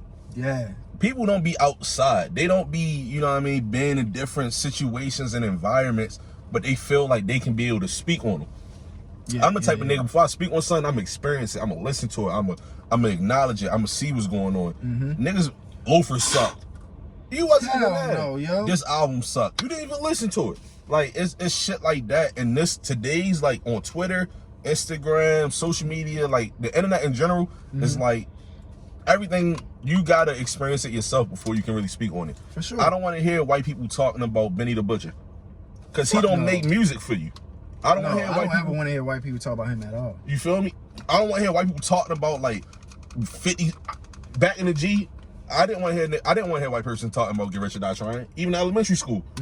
What the fuck you know about it? Granted, I'm young, so I don't really know about it, but I know my father know about it. He would tell me the stories. Yeah. Your father can't tell you them stories. You wasn't raised the same way I was raised. You wasn't raised the same way 50 was raised. You wasn't raised the same way niggas who listen to his music was raised.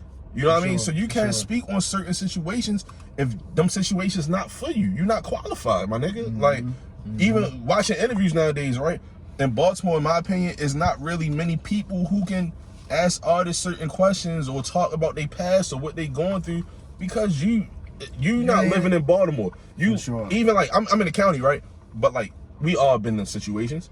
Yeah, man. Like you're not even living in Baltimore County. You living in like fucking Edgewood. You living in, you know what I mean? You living Elkridge in and shit. Elkridge and Howard County areas, but you want to talk about this, that, and the third when that's not something you educated on. Right. You know what I mean? Right. People can't do that. People cannot tell me some shit I need to know about for music or certain situations if you don't really know about it. For sure. You're not qualified to speak to me, and that's not even just for music, podcasts and shit, right? Mm-hmm. You don't listen to podcasts. Mm-hmm. What would make you listen to podcasts? Oh, if you spoke on $200 dates like they do on Twitter, why the fuck would I speak on that if they do it on Twitter? Sway brought that shit up too. Yo, and this is another thing, right? Niggas don't like Sway because he's the bad cop. I'm the good cop. Sway the bad cop. But Sway's a real nigga. You don't try Sway. Mm-hmm. Sway is not the nigga out in the middle of a bar for me. Mm-hmm. All because a nigga bumped into me and I press don't bump into me again. Nigga mugged me. 2 minutes later, he knocked out doing the snow angel fall because Sway knocked him out. Like, Sway's the bad cop and he don't mind being that. I'm the nigga, I'm trying to, hey, let's build. How you feeling? Like, yo, you know what I mean? I'm Taji. I represent Working Title Podcast. Sway, I'm with Working Title Podcast. Don't fuck with us. That's all he gonna say to you. Niggas don't understand. Sway's a different breed. Like, he knows his shit. And he's the one who told me, yo, it's okay to be the bad guy sometimes. It's okay to, you told me that too. You know what I mean? You told me, yo, trust your craft, trust your instinct. Don't just put anybody on your platform. Don't just do this, that, and the third for the sake of it. It's a reason why you got this platform. Keep it sacred. Keep it like a temple. You know what I mean? You and Sway really good at that. And now I'm learning, okay, let me do this. Let me handle my business this type of way. Granted, I'm still gonna be that nigga who I'm very approachable. Like, to this day, I don't like when people comment under my pictures on Instagram or comment under Working Title pictures, I need an interview. I hate that. The worst, most annoying thing. DM me, don't even DM me. I have an email in my bio for a certain reason. Use that email. I pay money to have twtpod.com as my email. Use that email, my nigga. I don't, you feel me? I don't. Every email I get from that account, I check it every single day. I'm a businessman at the same day. You know what I mean? Use that. People don't do that, and I'm be trying to be more approachable. I'm still gonna be approachable, but don't at the same time don't try me because I'm the nice guy. Right. You know what I mean? I take this shit very seriously. I'm very passionate about this because it's at the end of the day, I want to be able to feed my family, feed whoever feed my niggas, feed whoever I'm just cool with off a podcast. Right. That's not easy. It's not easy. You know what I mean? It's not easy. This media shit is no joke. It's not, no joke. Bro. And I'm learning that even though I don't know what realm I'm in, or like, I guess more so on the creative side, media as far as like this interview and Liquor with Friends, but I'm really like when I text you and again, like, I ask you for advice. You feel what I'm saying? Like, I'm never shying away from asking niggas who done some shit that I never done for advice. I told my team Sunday, I said, I never had no OG in this shit aside from my big sister, right? The only other person I can say is my OG is you. I told niggas that because we talk at least once a week, right? Every day. Well, not every day, every week about, yo, should I do this? When I have problems with, like, yo, how should I approach the situation with Schways or with the podcast? How do you feel if I do this, that, and the third? I approach you and my big sister. That's it. For the simple fact, people aren't approachable and people have hidden agendas. You are a pure nigga. My sister is a pure person, whereas I know if I tell them something, I tell you something, I tell her something, it's going to be because I need to hear it. Right or wrong, y'all going to tell me what I need to hear. And it's going to stay where it's at. Exactly. Yeah. Yo, my sister or Ricky told me that. Nah, it's not that. It's, yo, okay, I'm going to handle a situation like this, and I'm going to learn from it. I take everything you say or you do. Bro, I peep every single concert. Every concert you post on IGTV, I peep the full thing. Now, I don't just skip through it. I peep it. It's not just my people's. I want to learn game. I just watched you and Say It Like Jay interview. Like, I watch it in parts because I be getting drunk. You know what I mean? I be falling asleep and shit like that. But I finished the full thing finally last night. I was hyped for this. I'm doing my research. Yeah. I watched that and I watched DDM. I pay attention because it's like, y'all people I'm not afraid to admit I look up to. You know what I mean? I see y'all and I say, these are people who doing shit in my lane that I feel like I could do. And not even like, no offense, but I could do even better. And it's not like saying y'all doing it bad. Exactly. No, I want you to be better. That's the type of nigga you are. Yeah. You want it to be better. And it's like, I feel the same way. Like, even when niggas doing podcasts now, right? I know early on, a couple of my niggas was like, man, we did the best podcast. Nobody can do it better than us. I said, why not? I want to be the nigga who kicked the door in. But I still want people to come through the door. You know what I mean? I want niggas to be able to talk to certain people because they seen what we did, but they feel like they can do it even better. That's why we went from just being our first episode, we did episode 1 and 2 on the same day. Episode 1 was music, episode 2 was sports, right? Then we stopped doing sports because niggas stopped really fucking with it. But now I'm like, okay, well, what if somebody else can do music and sports the same episode just as good as we did? And then niggas pay attention to it just as much as they did. And they from Baltimore. For sure. They giving all of Baltimore a platform. You know what I mean? Niggas don't think like that. And that comes with that ego shit where it's like, I didn't really, you know what I mean? Did I really want everybody to be as good as me and be better? Or did I just say that to make it sound good? Now I know I really want it. Because now I pay attention. I pay attention to Liquor with Friends, concerts. I pay attention to Pilot Talk. I pay attention, you know what I mean? I pay attention to Ollie's Do It. Yo, come on. Like, my little sis. Her birthday was just yesterday, and she's a great, pure soul. Like, she's an amazing person. And she from Park Heights. You feel me? You feel me? Like, she's like a great, pure person. Like, I want these people to get on their platforms and, pardon me, and, pardon me again. People get on these platforms and speak their shit and feel comfortable. Like, because with media, people don't understand, media tells the story as artists, like for artists just as much as their music, not just as much, but to a lesser extent that their music does, right? Breakfast Club. Niggas get on Breakfast Club after they drop an album because they said some shit on the album, Breakfast Club gonna ask them to elaborate on it. I wanna do the same shit, but do it even better. Breakfast Club was cool. Right? They was cool. They not working title. They not Liquor with Friends. They not Ollie's Do It. They not these other Pilot Talk. They don't talk the way we talk. They don't break down shit the way we break down shit. Like, we students. We listen to shit. Like, and Always Do It not even just like a music podcast. They real life. They took relationships. It's a different women, lane, bro. Men, this, that, and the third. But they do it to the extent where it's so intriguing. Like, I'm not big on podcasts where it's like, how you feel about this, that, and the third. Like, oh, man and a woman do this. But they gonna twist it. Her and Yaya, like, they gonna twist it. Like, and they gonna talk and really break shit down, make you want to hear what they talking about.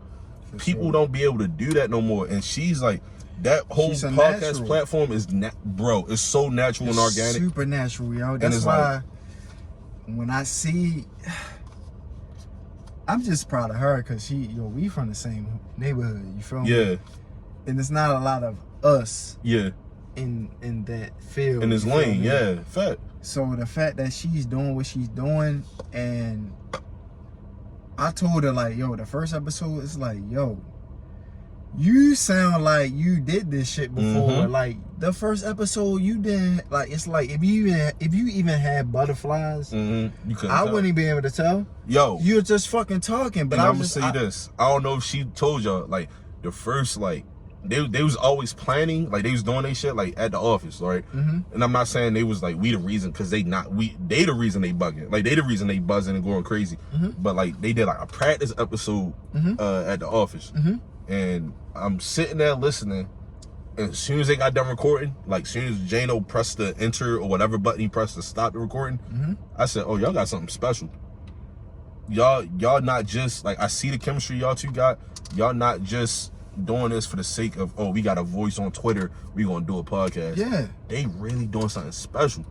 You know what I mean? And that's something to be proud of, because it's like I really want to be like, my biggest inspirations aside from my sister was the I really love the respect you got for your sister. She the GOAT. Like, fuck. I really felt like that's how I feel about my sisters. Yo. Yeah, see, exactly. And that's just a regular, like, they not in the creative realm, but I just like they my older sisters. Yo, I'm gonna say this. Like period. When I have children, I want my first child to be a daughter. I want my second child to be a son. I want niggas to have the same relationship me and my sister have. Cause your sister gonna look out like your brother going like he gonna bully you, he gonna beat you the fuck. Like I have an older brother too. Like he my step brother technically, but he my blood brother. Like he taught me how to fight. He was a nigga teach me about girls. Like he was that nigga. So like, but he was also the nigga. Yo, Taji, when I was self doubting myself and shit because I turned red. I'm chubby. Like I did this, that, and the third. My brother was the nigga who told me to be tougher about that shit, but he was also the nigga who told me about it. My sister, nah, stop talking to him like that. Don't do that to him. Like I'ma fight you about my big sister will fight niggas about me. I'm 6 years old. She ready to fight 12-year-olds about me, 11-year-olds about me. You know what I mean? So it's like niggas don't get that. Your brother gonna tell you go fight them own fights. And there's nothing wrong with that. And there's nothing wrong with that. Man, I definitely can attest to that testimony, yo. Yeah. Because I remember like it was a situation, man. Like this is when we from Park Heights. I had one of my homeboys spend the night over my house. Unfortunately, he had beef with somebody that was from my neighborhood. Okay. And the nigga stole on him. I ain't gonna lie, bro. It wasn't shit I can really do. When it was all said and done, my sister knocked on niggas' doors. Not doing niggas' doors that she ain't necessarily know. Yeah. And I'm like, this bitch crazy. But you see the extent she gonna go to for you. Yeah, and I'm like, you know what? This is a reminder of like how important like our women are for us. You feel me? And we not them niggas who say respect black women only on Twitter. We lived it. We know we gotta respect black women. For sure. You know what I mean? Black women are so in what's the word I'm looking for? Like crucial, essential. Like they more important than anybody else in the world, my nigga. Like don't nobody implement our character better than black women. Nobody. To be honest, like not one single person. Like my father like crazy ass nigga, yo. Yeah. Like this nigga was he was a RN, which is a registered nurse. Yeah. Then he transitioned to law enforcement. Okay. I would never do those. I would never pick those careers. Right. Like my father's a different nigga. He ain't scared of shit. Yeah. My mom, she like, man, she's a very sweet woman. She was a very sweet woman. But at the same time, it's like, don't take no bullshit. Don't take no bullshit, period. And that's just what it is. Right. Like, my father didn't instill that. Like, I was just like, I just got to be tough and my father tough. But he never really gave me a dialogue why as though, like, you got to be tough. You got to be, yeah. That's a fact. My mother is like, you can be, I learned to be nice. My mother was like nice, mean. You feel what I'm saying? Like she can balance that. Like very sweet woman, but at the same time, don't play with her. Don't you know what I'm saying? Don't insult her intelligence. And that's just what it is, yo. Like I don't really know. I learned so much more from my mother than I did my father. Okay. My father was really more so there for the financial support. Right. You know what I'm saying? I learned some shit from my father, but I had more emotional conversations with my mom. You feel what I'm saying? My father is like, for real, if I directly ask my father, like, can you give me the PlayStation? Yeah. Because the PlayStation came out when I was in middle school. No. I asked my mother for the PlayStation. Yeah, I look for it. I'll get it for you. And Christmas. Like but the whole time, my father is financially supporting that. Yeah. He's telling me no, but my mother telling me yes. Yeah. But he's actually making it happen. It was such a weird dive. But at the same time, that's beautiful because he will make sure you know your mother is that hero. Like for sure. My mother and my father always had problems. Like they separated or whatever. They've been separated since I was 2. But they was like, my father, no matter me and him didn't talk for years when I was in my whole high school year, like career, me and him didn't talk because we had a little falling out. But Your father was so fucking cool though, bro. Man, I regret. That's why I regretted that shit. That nigga so fucking cool. Like, yo, I be watching this shit, yo. I pay attention to everything you post. That nigga so cool. How old is your father, if you don't mind? So I'm 26. He probably like 5th. Or he in the 50s. Yeah, he like early 50s. I want to say like 50, maybe. I could be wrong. So your father is basically the same age as my older sisters. Okay. You know what I'm saying? Yeah. I know he hit. Yeah, you know what I'm saying? You know he hit. That nigga's hip is a motherfucker. Right. Yeah. I don't got parents like that. My fucking parents are from the 50s. 2020. He 50. My father 50. My fucking oldest sister she'll turn, I'm 34. She'll turn 45. Okay. You see, yeah. You know what I'm saying? So he can date my sister. You feel what I'm saying? You know what I'm saying? He can even date bitches that's like real shit. 30s and you know what I'm saying? Because he just women are definitely dating niggas that are your father age. No, that's you know a what fact. I'm saying? And women my age hitting me up my father. Stop that shit. Yeah. Hey, stop that shit. Look, stop that shit. But they are though. No, fact. Because like I got niggas at my age just following my sisters. I'm like, all right, nigga, damn. I just posted her on her birthday. Like, you ain't gotta follow her. You feel me? Yeah, that's why I'm big on like I don't tag my little sister and shit. Cause like my big sister different. She got a boyfriend who I really fuck with. Shout out to Noah. He the drummer for Mick Jenkins and shit. Shout out to him. Mick fucking Jenkins, yo. That nigga. Yo, I want this nigga to fucking explode, yo. He tough. Cause he's so hard, yo. He tough.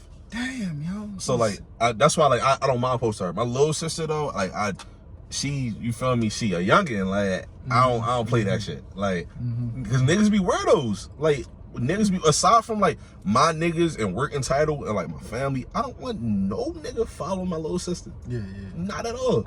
Yeah. Cause then it's gonna be a problem. Like I got anger issues. I'm light skinned. You know, shout to Terrence Howard. Light skinned niggas got anger issues. You know what I mean? So it's like I'm seeing that shit. Yo, please, don't follow my little sister. Don't follow Taji little sister. Cause it's gonna be problems, and it's problems you don't want. Not even no tough guy shit, but it's gonna be annoying ass problems. Like, don't follow my little sister. Yeah, don't follow. You know what I mean? I don't even know who your little sister is. Let's keep it that way. What Tyree say? Keep it that way. Like, let's keep it that way. Yeah. But it's shit like that. Like, but back to the topic of my father. Like, he always made sure. All right, your mother doing this, that, and the third. My mother and him been broken up. But we gonna go to the grocery store and get your mother some flowers for Valentine's Day or, you know what I mean, Mother's Day or whatever, her birthday. He remember my mother's birthday. Like, my father was such a great influence, like, on situations like that. And my mother was too, don't get it twisted. Like, my father, like, just made sure, all right, what you doing for Christmas? Like, I'm a youngin', you know what I mean? I'm a youngin' in elementary school. I don't got no job. All right, but you gonna get her this. Like, I'm giving you the money for it, you gonna give her this. Like, and that's something about my father. I taught my sister about it. The reason why I be so welcoming when I'm throwing like parties or shows, like I want everybody to come and this, that, and the third, get it from my father. Every Sunday, NFL football season, he got all his niggas over, all they wives or whatever they are, their queens, all them coming over, and he telling me bring my whole working title team over, my whole family. Whoever. Man, invite me, bro. Hey, bro, listen. If I go Sunday, like when this drop, if I go, you coming with me? It's right around the corner too. Like, word is bond. Like, he's that nigga. He's that nigga who bring everybody over, experience this. Like, he got when niggas be seeing me post the bottles, my love for Hennessy came from him. A New York nigga who came up off Mobb Deep and Nas and Hove and, you know what I mean, they pop juice or whatever. Like, that's him. I love Hennessy because of him, because when I was 15 years old. I'm Hennessy Poppy too. You feel me? You know I'm 15 years old. Hey, yo, you try this. Yeah. I do the same shit with my son, bro. He be like, Dad, can I have something? Here you go. Yeah, hey, get a little sip. You don't like it? All right, cool. Gonna put some hair on your chest. Then you gonna learn to like it. Yeah. You know what I mean? That's how I came up with Hennessy. Like, niggas don't understand. Everybody be drinking tequila and shit, and I like tequila. But Hennessy got the sentimental value. Because as a New York nigga, basically, like, I'm not a New York nigga, but my father New York nigga. So when I go up there, I feel like I'm a New York nigga. I feel comfortable everywhere I go. For sure. Where's your father from? Hempstead. Hempstead? Yeah, and that's, which city? Staten Island? Yeah. Oh, shit. I could be wrong. Yeah. Hey, I could be wrong, though. Don't, you know what I mean? But everywhere I go, I'm comfortable. Like my sister up there, and she living in Manhattan. I'm catching the bus up there. I'm catching the train to her. Like I know where I'm going. You feel me? Or I'm talking to my home people, like my homegirls, my homeboys. Like my sister at work, and I'm at her crib. Hey yo, where you at? Come meet up with me. All right, I'm catching the train to you right now. Like I'm comfortable because of them. They let me know you that nigga. You should feel good wherever you go. Like, sure. And they make that shit cool. You feel me? That's how I carry shit now. Like, even a nigga who not quote unquote from the city, niggas know I'll pull up anywhere. Like, I pull up anywhere and I'm comfortable. All right, we standing outside your crib, we on the porch drinking. Like, I'm good. Like, I know that because I'm that nigga, and I carry myself like that nigga. Like, not even on no cocky shit. I carry myself like, yo, I'm a smart smart nigga. Yeah, you know what you bring to the atmosphere. And so. Bingo, niggas know me. I'm an approachable, cool ass nigga. Yeah. Like I'm not nobody who be on some man fuck you, like carry on type shit. Right. Even with the podcast or anything I do, yo, if you talented and I feel as though, you know what I mean, you can bring something, like not even just to work and title, but you can bring something to Baltimore or whatever platform we got that we can reach, hop on. You know what I mean? I know many people I hit up that like I felt even I fucked up like plenty of times, like yo, I feel like you could reach something, but you're not doing it. But I'm gonna interview you just so you can maybe get your mind straight. And you fucked up. All right, that's my mistake. I told the team, I told the other 9 guys, yo, I did this interview. Let's drop it. The interview drop and don't get the views, or the nigga who I interviewed don't drop clues or don't drop music for another year. My fault, fellas. Like I shouldn't have did that. I don't got no mind. I don't got no problem saying that. Like because it's like I try to be a genuine nigga. I want to be the nigga who everybody can see, yo, he was not faking with everything he said. Everything I say, I really mean. From I know. You feel me? From his drinking shit, which I'm not proud of being like alcoholic, but like from his drinking shit to even like my passion for music or things like that. Like I always want to be the nigga who lived what he said. You know how like rappers like resonate with you a little different when you know they mean and what they rapping about. Like a Benny the Butcher, like the numbers he talk, or Pimp C, Benny the Butcher or Styles P, the numbers they talk with the prices and shit like that. If you know, like it resonate a little different. Like because it's like okay, he genuine, he know what he's saying, so I can all right, I can appreciate a little more. When a podcast come up, I can be like, yo, I didn't like this because I heard this and I know this didn't happen, or I heard this and this did happen, and you feel me? Shit like that. I want to be that nigga who people can trust. I want to be that nigga who people got faith in to really speak on for their behalf. From a Baltimore City nigga, a Baltimore County nigga, like, man, just anybody, a real nigga. A real nigga. That's why I want to represent a real nigga for everybody. You feel me? Sure, man. Not even just, like, when I say nigga, I don't mean, like, just male. I mean women. Like, because we got women who listen to our podcast and they quote that shit. Like, I want them to keep listening. I want them to know, yo, Taji got, man, fuck that, working title got us. You know what I mean? I want everybody to know we really, we here for everybody. We're not just here for ourselves. We not some losers who's in high school who's getting bullied. And then we got on Twitter, it was a little popping, like, and then, you know, that's how niggas be. They be a little popping, and then they start speaking, and they get a podcast platform, and they shit stop at the 2 months. We them niggas, we've been doing this shit for 3 years strong, which considering a lot of these podcasts is very, very strong. Like, niggas started in October of 2017, my nigga, Halloween of 2017. We almost 3 years. We here for a reason. We threw 2 shows by ourselves. We hosted 2 shows, like, and then before Corona hit, we was gonna host three different shows. Before Corona hit, we was gonna throw another one during the summer, and then we was gonna actually throw a live podcast. So we was gonna have technically like 7 shows under our belt, and four of them was this year, 5 of them this year. People wasn't doing this type of shit. In my opinion, in Baltimore, like, aside from Pilot Talk, before us, Pilot Talk is the only people I know who threw a live show. That's a podcast. You know what I mean? I gotta get familiar with them. Yo, I ain't gonna lie. If you like us, you gonna like them. They some real niggas. Like, I really fuck with Pilot Talk. Like, they genuine too. Sway was just on that this week. They just dropped today actually. Okay. They genuine funny ass niggas just like us. They fit. They basically work entitled like family. Yeah. They fit right in. You know what I mean? So it's like we was really like, before niggas was throwing live shows like as podcasts in Baltimore and this, that, and the third, like, who really wanted Baltimore artists to get a platform to be able to speak on. We was doing these interviews. Like, At the Work was something I came up with because I wanted to interview Akile. And I was like, I want to interview him, but I don't want it to be about what we talk about normally. I want to just talk strictly about him. What we gonna call it? At the Work. Oh, okay. Cool. Akile on the first episode. Me and Akile went to high school together too.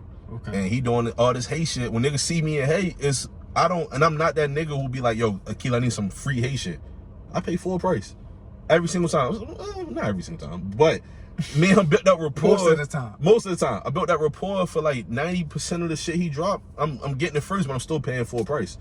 Because I support his brand. And I want everybody else to support his brand. So get on the podcast. Then we did Chris Cash's.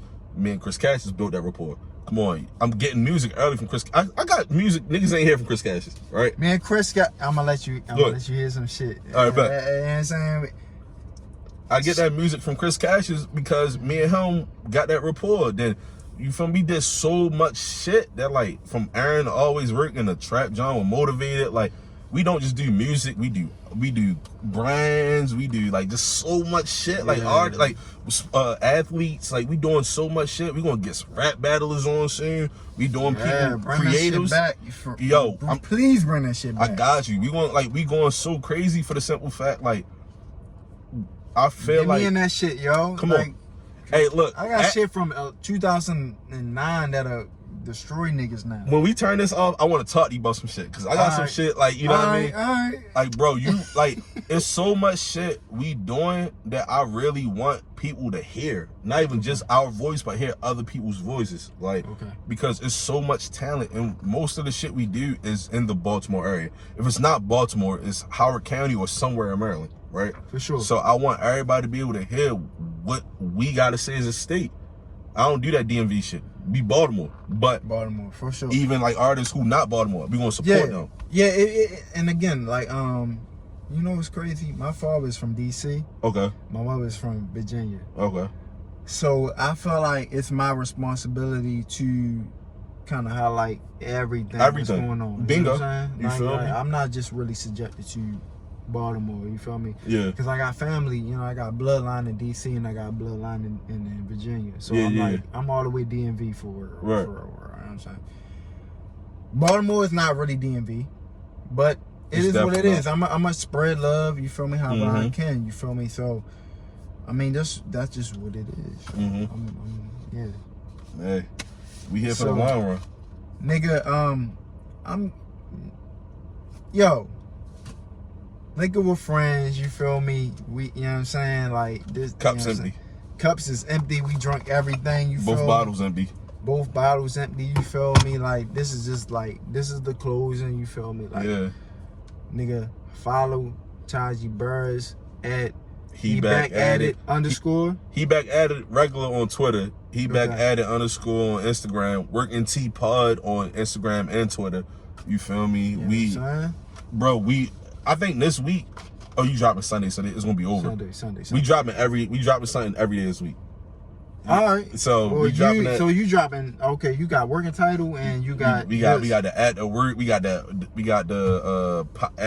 Politics as Usual. Hey. At the Practice. We dropping something every day this week of October. November we dropping every day for a week. Like, bro, it's so much content. We want our voices heard. Niggas gonna hear us. Shit. You know what I mean? Hey, nigga, this is an everything thing. Yeah. Everything day. Yeah. I'm fucked up.